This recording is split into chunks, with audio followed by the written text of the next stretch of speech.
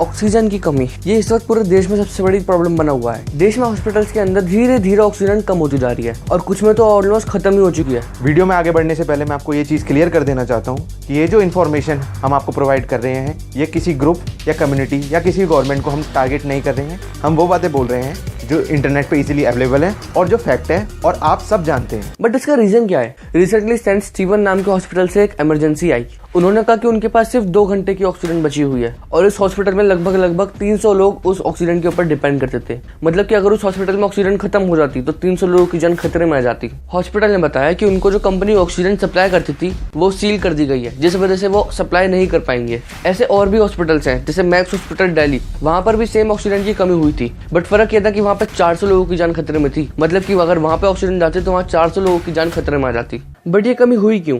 दरअसल ये जो न्यू स्ट्रेन है कोरोना वायरस का वो इजीली हमारे रेस्पिरेटरी सिस्टम को अटैक करता है। तो डॉक्टर के अनुसार हर एक कोरोना वायरस पेशेंट को ऑक्सीजन देना ज़रूरी हो जाता है। एयर से ऑक्सीजन लेने की क्षमता जो हमारे लंग्स की होती है वो खत्म हो जाती है। आज India 7500 metric ton oxygen produce कर रहा है, जिसमें से 6600 मैट्रिक टन ऑक्सीजन सिर्फ मेडिकल यूज के लिए जा रही है और हमें चाहिए कितनी? 3500 मैट्रिक टन। तो प्रॉब्लम कहाँ आ रही है? प्रॉब्लम है सप्लाई और डिस्ट्रीब्यूशन की। आयोनेक्स जो इंडिया की लार्जेस्ट प्रोड्यूसर्स है, उनके जो डायरेक्टर हैं सिद्धार्थ जैन, उनका मानना ये है कि ये जो प्रॉब्लम है वो एक्सेस डिमांड और सप्लाई की वजह से है। झारखंड, उड़ीसा और केरला जैसे स्टेट्स में जो उनकी ऑक्सीजन सप्लाई है वो उनकी डिमांड से भी ज़्यादा है। महाराष्ट्र, दिल्ली और मध्य प्रदेश जहाँ पे ऑक्सीजन की कमी बहुत ज़्यादा है लेकिन वहाँ सप्लाई बिल्कुल भी नहीं है। ऐसे अनइक्वल डिस्ट्रीब्यूशन की वजह से सप्लाई बहुत कम है और डिमांड बहुत ज़्यादा। तो हम बाकी स्टेट से ऑक्सीजन सप्लाई क्यों नहीं कर लेते? सिंपल।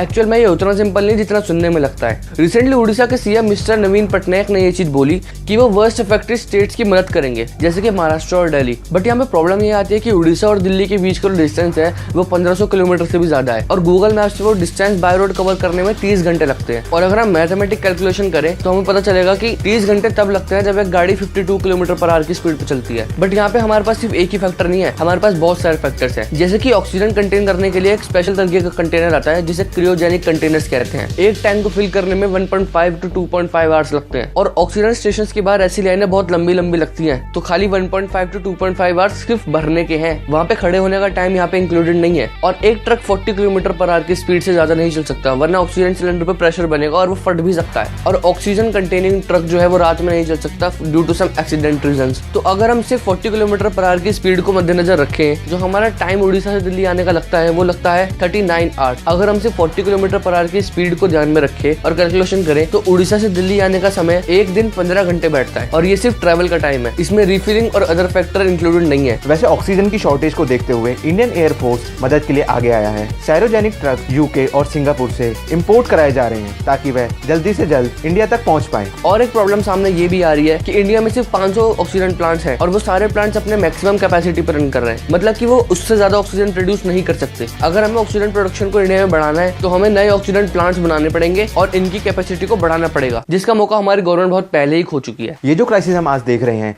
इसका कारण मेनली गवर्नमेंट ही है। कोरोना की फर्स्ट वेव के बाद गवर्नमेंट के पास बहुत टाइम था कि वो ऑक्सीजन की सप्लाई, बेड और ऑक्सीजन प्लांट्स सुचारू रूप से लगा सकते थे, लेकिन उन्होंने नहीं किया। इससे भी ज्यादा जरूरी उनके लिए इलेक्शन और रैलियां हैं। गवर्नमेंट ने 2000 करोड़ रुपए विस्टा के रिनोवेशन के लिए दे दिए, जबकि वो पैसे नए बेड्स, नए मेडिकल इक्विपमेंट और ऑक्सीजन प्लांट्स की कैपेसिटी को बढ़ाने के लिए खर्च होने चाहिए थे। बट अब जो पास में हो चुका है उसे रोने से अच्छा है कि आज जो हम कर सकते हैं हम वो करें। अब जब लोग गवर्नमेंट को क्रिटिसाइज करने लगे हैं तो गवर्नमेंट ने अपने बिजी शेड्यूल में से थोड़ा सा टाइम निकालकर लोगों को देना स्टार्ट किया है। जो ऑक्सीजन प्रोडक्शन इंडस्ट्रियल यूज के लिए हो रहा था वो अब बिल्कुल बंद कर दिया गया है। अब जो भी ऑक्सीजन प्रोड्यूस होगी वो सारी मेडिकल यूज के लिए होगी, लेकिन कुछ इंडस्ट्रीज को छोड़कर। रेल मंत्रालय ने ऑक्सीजन एक्सप्रेस के नाम से एक ट्रेन निकाली है जो सिर्फ ऑक्सीजन को ट्रांसपोर्ट करने के काम आएगी। आर्गन और नाइट्रोजन को ऑक्सीजन सिलेंडर्स में कन्वर्ट करने का ऑर्डर सेंट्रल ने दे दिया है। क्राइसिस को देख के ऑक्सीजन सिलेंडर पर लगने वाले state to state excise duty को बंद कर दिया गया है। मतलब कि हम बिना एक्साइज ड्यूटी के ऑक्सीजन सिलेंडर को ट्रांसपोर्ट कर सकते हैं।